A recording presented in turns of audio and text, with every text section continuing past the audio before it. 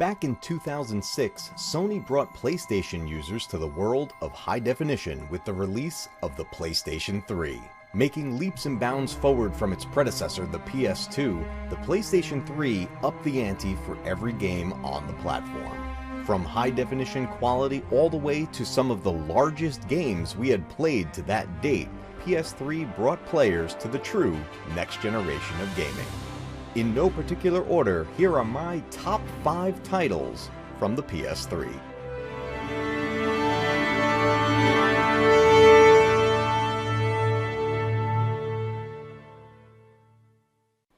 Resident Evil 5 continued the journey of the Resident Evil franchise away from survival horror and more into action horror.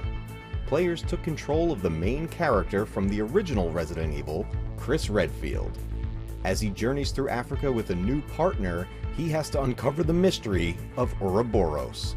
Using elements that we introduced in Resident Evil 4, and even referencing Resident Evil 4 throughout the game, Chris Redfield must take on an old enemy, Albert Wesker, as he unlocks the mysteries of Ouroboros and tries to save the world from bioterrorism. Resident Evil 5 is one of my favorite titles on the PlayStation 3. It really upped the ante in how we played these games. The graphics were increased, the gameplay elements were changed, and though it pulled away from the original fixed camera angles and true survival horror elements, I did enjoy this game overall. I also really enjoyed the fact that the game is co-op, both couch co-op and online. If you haven't played Resident Evil 5, I highly recommend it.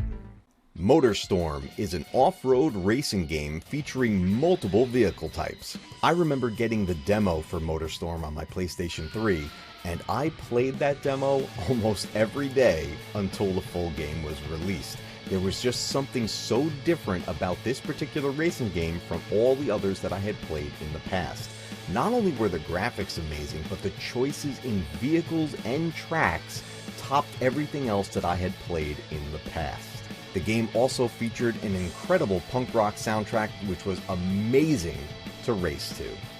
God of War 3. Finishing the trilogy of Kratos, which started back on the PlayStation 2, God of War 3 picks up right after Part 2 ended. And not only does this game up the ante for Kratos, it ups the ante for the players themselves, as the gameplay elements have evolved beyond what we have seen in the first 2 entries.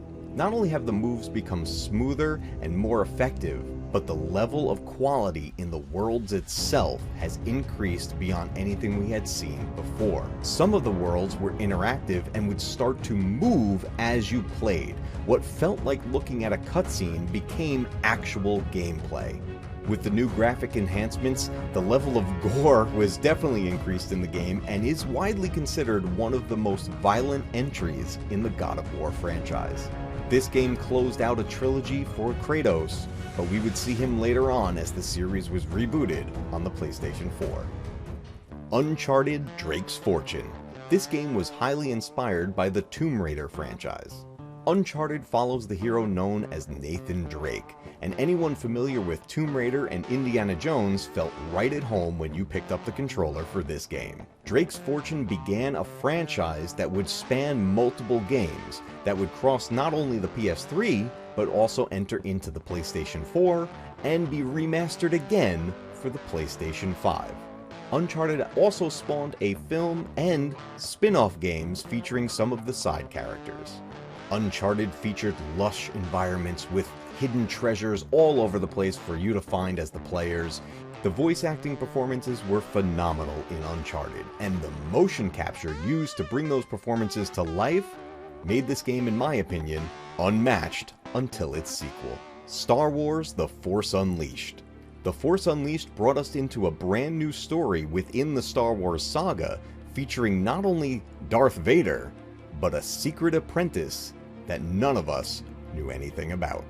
Expanding the universe of Star Wars, Force Unleashed follows the character Starkiller. He is a secret apprentice to Darth Vader that even Vader has kept hidden from the Emperor himself. Vader sends you, the player, as Starkiller on missions within the Star Wars saga to take on multiple enemies that pose a threat to the Empire. Meanwhile, Vader has his own agenda of overthrowing the Emperor, and his plan is to have Starkiller by his side to do so. Seeing familiar locations, hearing an amazing original soundtrack for the game, and graphics that were just beyond anything I had seen in a Star Wars game to that point was an amazing experience. The game used a new graphic engine, allowing items to break apart within a certain realm of physics that was at work in the game itself. There were even moments where if you were to force push a stormtrooper, the trooper would try to grab onto something to stay balanced. The lightsaber combat was phenomenal, and later on there would be DLC that would present us with a what-if scenario in the Star Wars saga. Force Unleashed would get a sequel in the form of Force Unleashed Part 2, and it would end on a cliffhanger. To this day, we have never had Force Unleashed 3 to finish that story. Although the story was incomplete, if you have never played The Force Unleashed, I highly recommend it on any platform that it's on. I absolutely loved this game on the PlayStation 3. Those are my top 5 titles for the PlayStation 3. What are your favorite titles from that generation of gaming? Let me know down in the comments. If you haven't already, smash that like button, click that subscribe button, and as always, remember, keep retro gaming alive, because one day, your games will be retro too. Looking for something to watch next?